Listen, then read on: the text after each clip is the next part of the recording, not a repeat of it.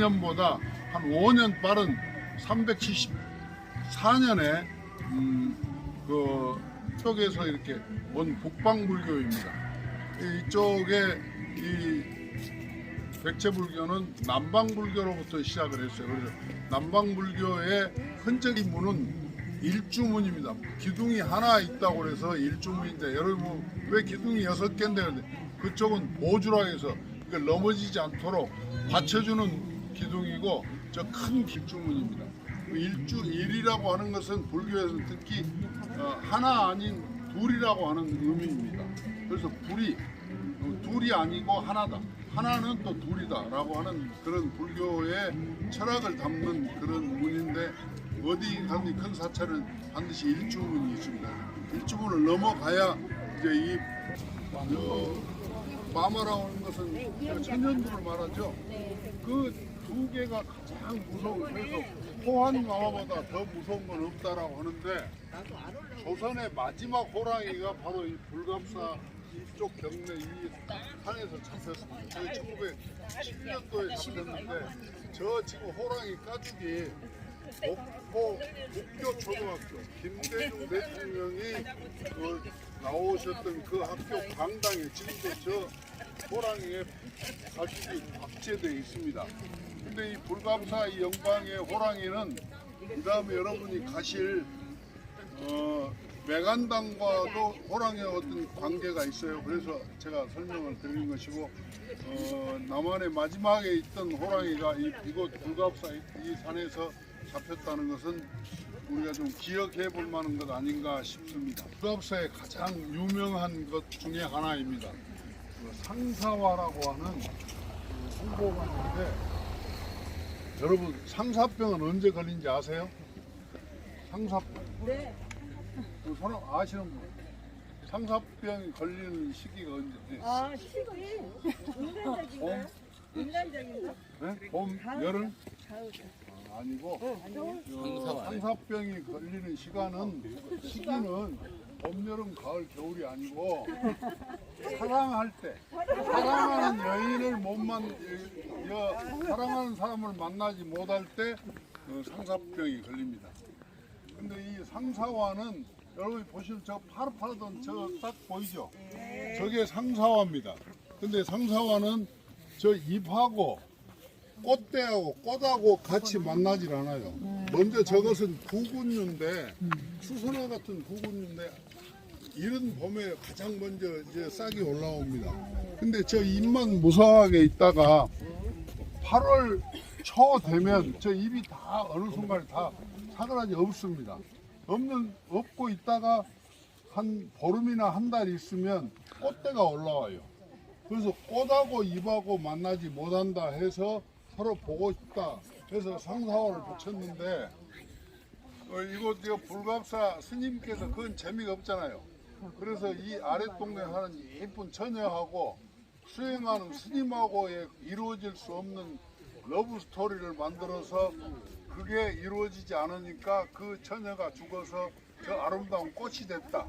그래서 상사화가 핀다라고 하는 기가 막힌 그 스토리텔링을 했다고 합니다. 근데 그 스토리텔링이 언제 했냐?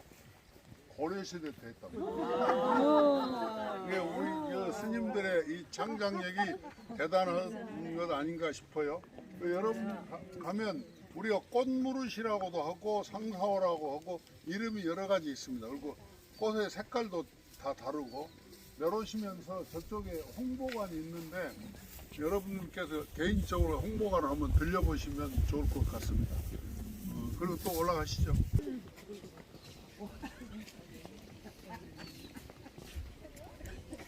아까 우리가 이야기했죠. 불갑사의 최초 창건하신 분이 마라난타 존자라고, 그 마라난타 존자가 태어난 곳이 인도의 간다라 지역입니다. 그 간다라라고 하는 것이 여러분들이 고등학교 때 역사책에 보면 그 불상에 이렇게 가슴에 이 뼈가 앙상하게 남아 있는 그런 고행하는 스님의 그 부처님의 상을 아마 보셨을 거예요. 그게 이제 간다라 미술인데, 그 간다라 지역이 그 마라난타 존자의 고향입니다. 그래서 인도 불교하고 이 교류를 하기 위해서 불갑사의 스님들이 최근에 이 간다라 지역을 갖고 간다라에 남아있는 가장 원형이 남아있는 저 스투파, 저게 스투파라고 하는 것은 탑파입니다. 탑이 여러 개 있다라고 하는 거지. 근데 저 속에 이렇게 구멍이 이렇게 뚫어져 있는데 보면 저기 한 사람 정도 들어갈 수 있는 공간이 저 안에서 수행을 합니다. 그래서 저 안에 들어가서 수행을 하는 그런 공간이기도 하고 또 저게 스님이 죽으면 저기다가 그 화장을 해서 사리가 나오면 저걸 저장하는 곳이기도 합니다. 그래서 이것은 인도 간다라 지역에 남아있는 스투파를 비슷하게 모형을 만들어 놓은 것입니다. 네. 이건 이 불갑사에서 수행하다 돌아가신 입적이라고 그러죠. 입적한 스님들이 되게 다비를 합니다. 고승들이 이렇게 잠들어 계신 곳이니까 조용히 가야 합니다. 조용히 가시죠.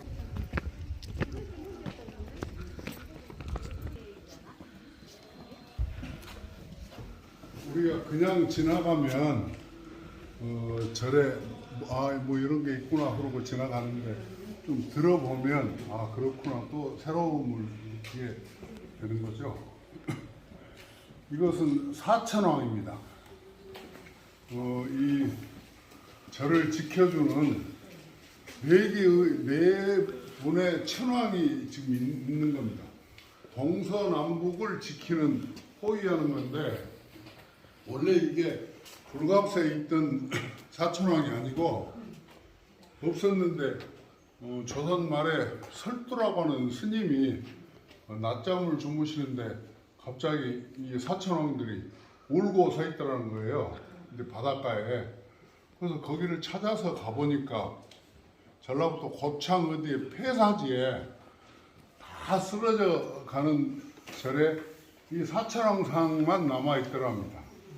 그 배를 가지고 배를 대서 모셔왔는데 지금 우리나라에 남아있는 사천왕 중에 가장 큰 조각이기도 합니다. 그 북쪽을 지키는 천왕이 지국천왕입니다. 근데 이 지국천왕의 특징은 왼손에 칼을 긴 장검을 들고 있어요. 이분이 동쪽의 지국천왕입니다. 그 다음에 서쪽은 광목천왕, 광목천왕입니다. 눈이 이렇게 곧 튀어나올 것 같은 그런 거라는 거예요. 그래서 남쪽을 지키는 천왕이 증장천왕, 오른손에 용을 쥐고 왼손에는 여의규를 쥐고 이 어른이 증장천왕이고 그 다음에 북쪽을 지키는 다문, 다문이라고 하는 것은 이 수미산 아래서 부처님의 설법을 가장 오래 듣고 계신 천왕이 이 다문천왕이라고 합니다. 이런 것을 좀 알고 가시면 이 네 개의 천왕이 여다 계시.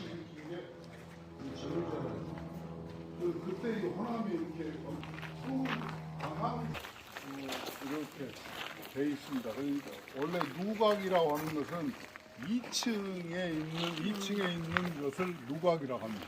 정자는 그냥 1층에 있는 게 정자고 이 앞에 이게 불갑사의 가장 중심되는 절이가 대웅전입니다. 근데 우리가 어느 절에 가봐도 대웅전 문을 열면 그 부처님의 삼존법상이라고 하는 부처님이 보이는데 이 절에는 부처님이 안 보입니다. 그럼 이 대웅전에 부처님이 안 계시냐? 계십니다.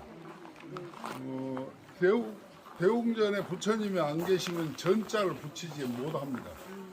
부처님이 계시는데 이 부처님은 지금 남쪽을 문은 남쪽을 향해 있는데 동쪽을 보고 계셔요. 아주 특이한 겁니다. 그리고 대웅전 이 용막 탑 같은 게 보이잖아요. 저런 것들이 남방불교의 하나의 흔적입니다. 그러니까 이 불갑사에 남아있는 유일한 적은 것들이 좀 남아 있고, 특히 여러분이 이제 이생의 연이 다 끝날 때 염라대왕께서 불갑사를 다녀왔냐고 물어보시면 다녀왔다고 말씀하실 때 꼭 물어보는 질문이 있답니다. 무한 내소사하고 이 영광 불갑사에 다녀오면 문창사를 보고 왔냐고 물어보신답니다. 문창사를 한번 보시면 저 문창살이 아주 특이합니다.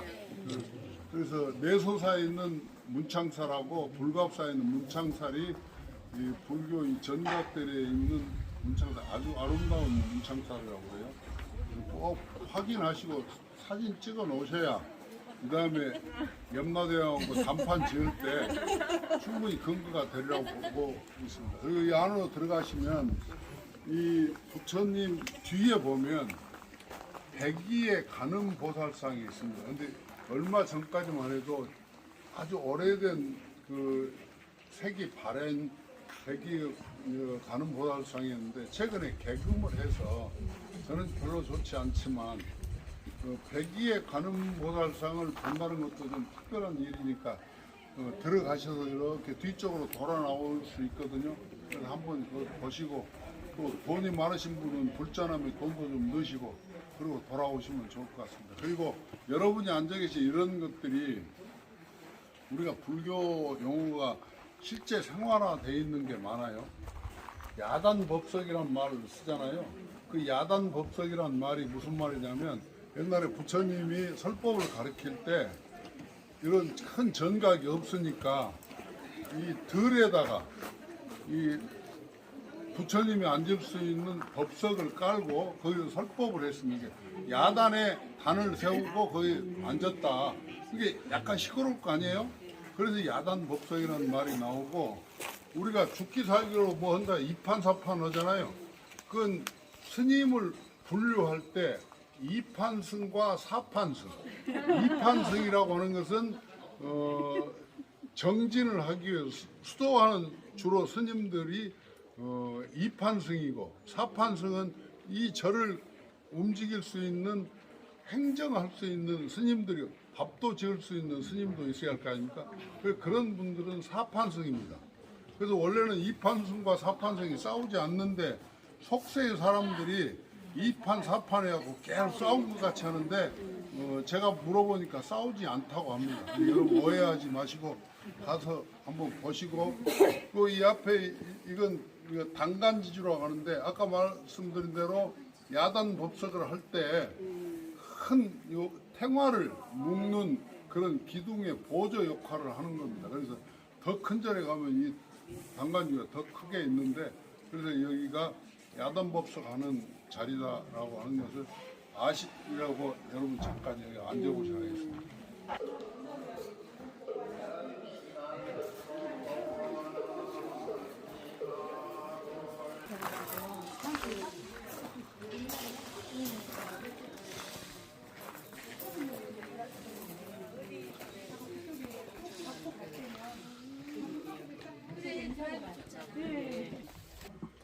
불갑사 보시니까 어떤가요? 좋죠? 네. 지금 오늘 같은 날을 우리가 한자로 말할 때 그 만추의 계절이라고도 이야기하지만 주역에서는 그 만자를 개자라고 이야기합니다. 개. 그래서 개춘, 개하, 개추 마지막 그 가물을 쓰신 유명한 유홍준 교수가 있습니다. 이분으로부터 우리가 이런 그 민간의 또 전국에 이렇게 산재한 모든 문화재를 다시 볼 수 있는 그런 그 해안을 뜨게 하신 분이 아마 유홍준 교수일 겁니다. 그 유홍준 교수의 진실로 보게 된다. 진실로 보게 될 줄 알 때 비로소 물건을 모으게 된다. 그래서 한갓 모으기만 하는 것이 아니고 내 것을 찾는 것이다. 다른 말로 표현하면 원고의 지신이고 또 다른 말로 표현하면 법고창신의 정신이 아닌가 싶습니다. 오늘 우리가 이 매간당 이 자리에서 바로 원고의 정신과 법고창신의 정신 용어가 매간당입니다. 가운데 있죠. 몇 자는 산골짜기에서 흐르는 조그만 시냇물 간, 또다른 옹달샘 간, 그런 98년 1월 5일 날 국가 중요 민속문화재 제234호로 지정되어 있습니다. 이 전체 이 칸수가 125칸입니다. 여러분이 앉아 계신 그 사이사이 그게 한 칸입니다. 이게 쭉 모아보니까 125칸인데, 여러분 유명한 강릉의 선교장이라고 하는 그 민가 집이 있는데 그 집이 99칸입니다. 근데 이 집은 왜 이렇게 125칸이 됐을까? 옛날에는 국법에 의해서 민가는 100칸을 넘지 못하게 지었습니다. 그 100칸이 넘는다고 하는 것은 사당과 사찰과 궁궐밖에 없습니다. 아까 불갑사는 그런 관점으로 보면 한 600칸 정도 되지 않겠어요? 근데 이 집은 왜 이렇게 125칸이 됐는가? 애초에 1886년도에 이 집을 지었는데 그 와중에 이 집이 지금 여러분이 앉아 계시는 이 사랑채, 문간채, 중문채 이쪽이 소실이 됐습니다.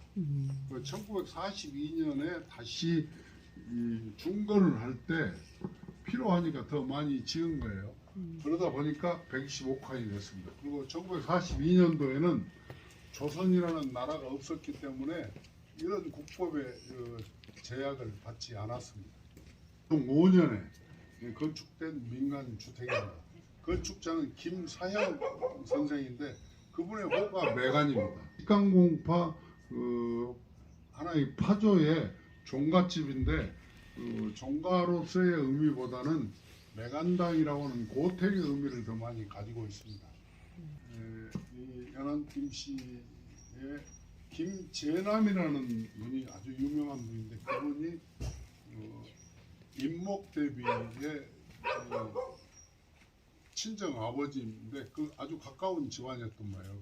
그래가지고 김세라는 분이 영광 군수로 오는데 거기 조카인 김영이라는 사람이 따라와서 여기다 터전을 잡고 산 게 한 400년 정도 되는 그런 특이한 건축 구조가 있습니다. 이게 지금 우리가 흔히 말하는 문간채인데 2층 집이 되어 있는데 또 그 앞에는 삼효문이라고 하는 현판이 마치 숭례문 같은 그런 현판이 세로로 걸려져 있잖아요.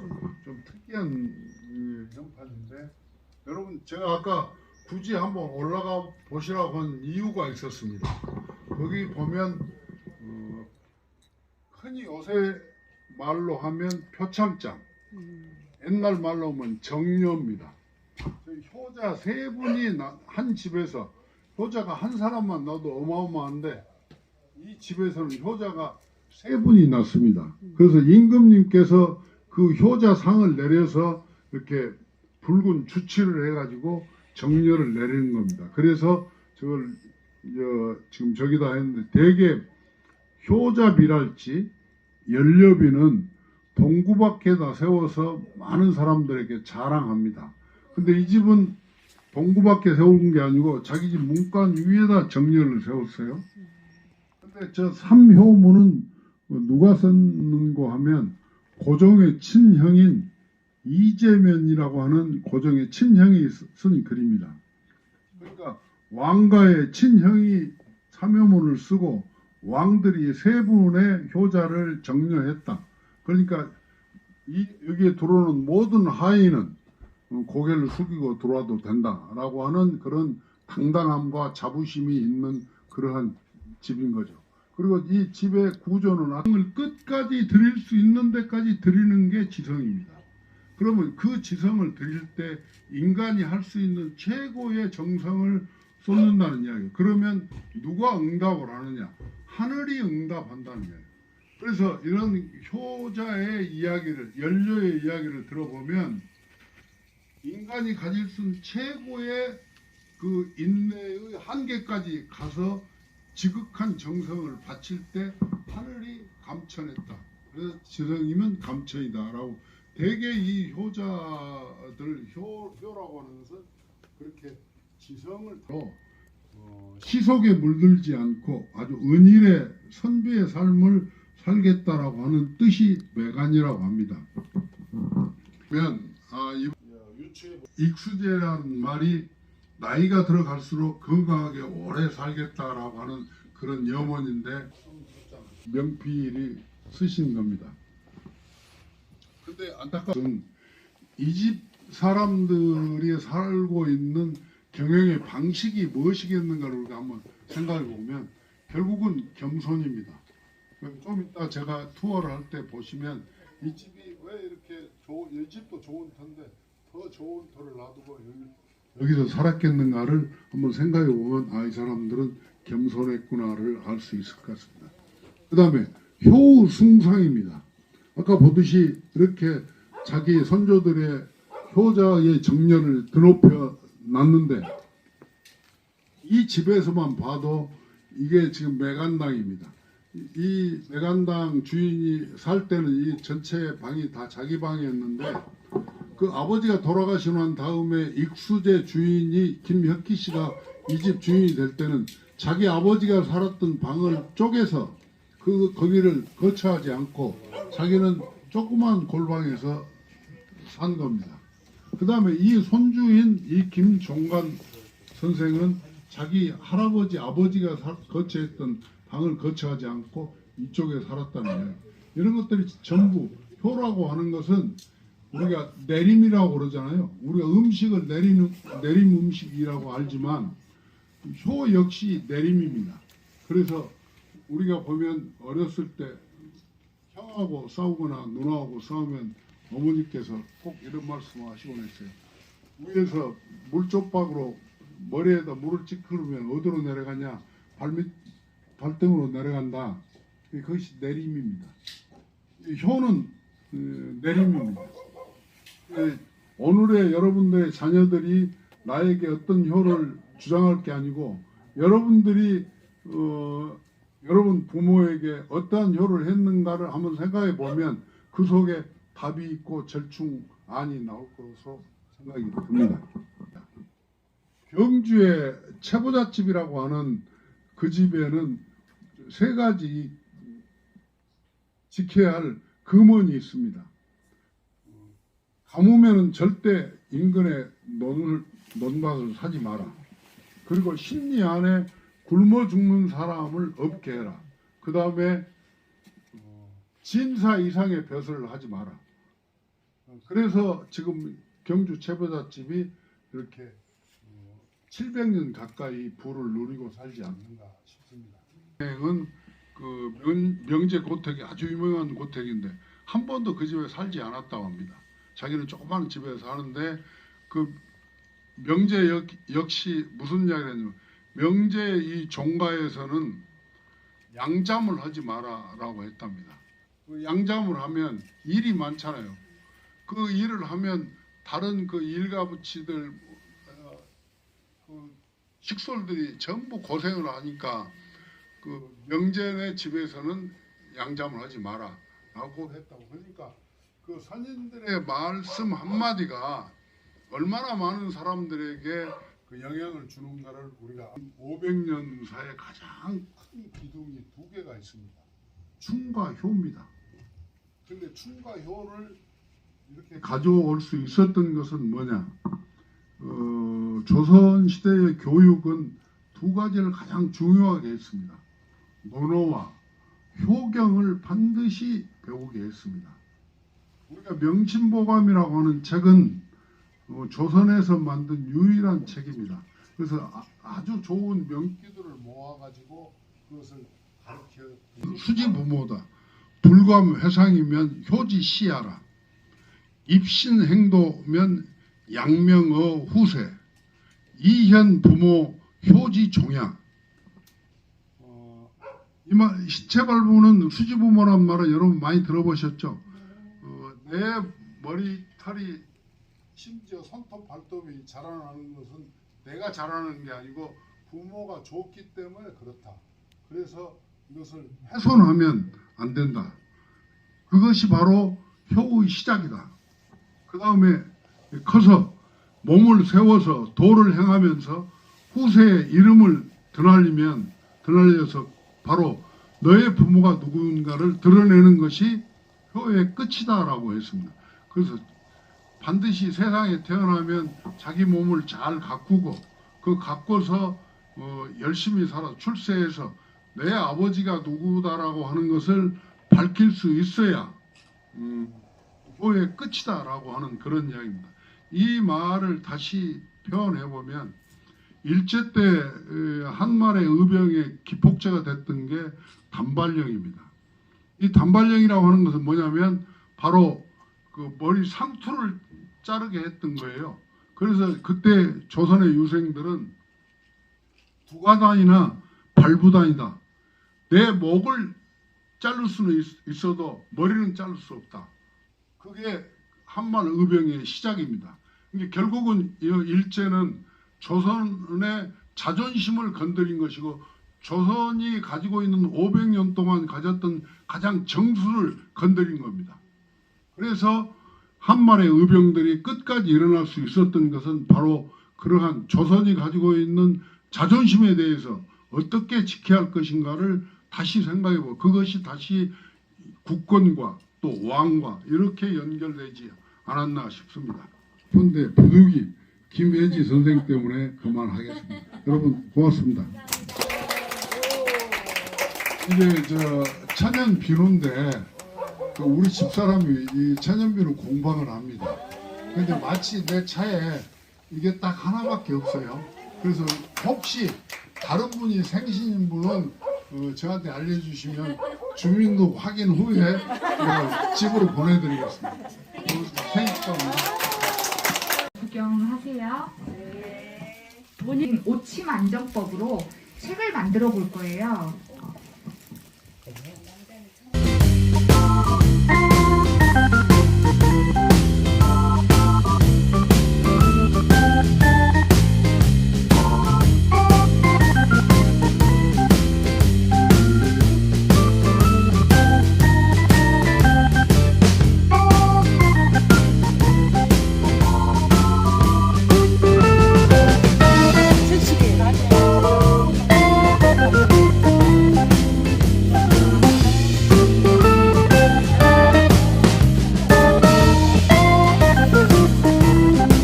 오늘 공연 사회를 맡은 이성동입니다. 오늘 연주회를 찾아주신 관객 여러분께 연주자를 대신하여 감사의 말씀 전해드리도록 하겠습니다. 네, 오늘 공연의 대금 연주는 국립국악원 상자악단 단원이신 이구나 선생님과 타악 연주회는 공주시 충남연정국악단 조수민 선생님께서 함께 해주시겠습니다. 네. 오늘 공연은 정악, 산조, 창작곡으로 다채롭게 준비되어 있습니다. 첫 번째로 들으실 곡은 대금 독주곡 청성곡입니다. 청성곡은 청성자진 한입이라고도 하며 청성은 높은 음을 의미하고 자진 한입은 빠른 곡을 의미합니다. 네, 그래서 이는 높은 음역대의 빠른 곡이라는 의미를 갖고 있습니다. 그리고 이 곡은 전통 가곡인 태평가의 반주 선율을 연주하여 연주하는 곡으로 박자나 표현 등이 연주자의 해석에 따라 자유롭다는 특징을 가지고 있습니다. 네, 그럼 청성자진 한입 들으시겠습니다.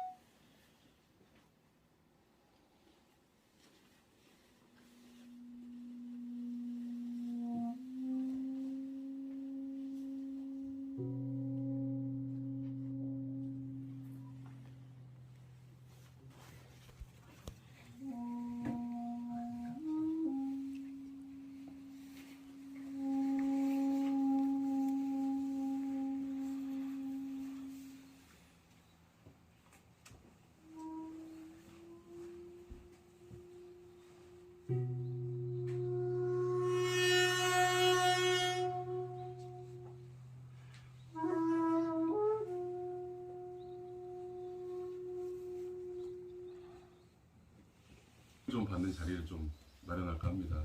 그래서 일단 먼저 제가 대금의 구조에 대해서 설명을 한번 드릴게요. 자, 여기 이 두 가지를 가지고 하나 긴 것은 정합대금이라고 하고요. 그리고 짧은 것은 산조대금이라고 해요. 근데 이 정합대금은 예전에 궁중에서 궁중음악을 사용하던 그런 악기고요. 그리고 이 좀 짧은 산조대금은 민간음악, 민간 풍류할 때 썼던 음악이에요. 그래서 우리가 예를 들면 이제 관객분들이 많이 알고 계시는 그 산조, 그 판소리에서 파생된 산조라고 하거든요. 그래서 판소리는 다들 아시죠? 네, 판소리가 유네스코 문화유산에 등재가 되었는데 그 대금을 가지고 어떻게 사람이 목소리로 낼 수 있을까? 사람의 목소리로. 그래서 이 산조라는 것을 만들었어요. 마지막 곡에 오늘 제가 산조를 연주할 건데 이따가 아마 유심히 들어보시면 참 좋을 것 같아요. 네. 노래할게요. 시작. 생일 축하합니다.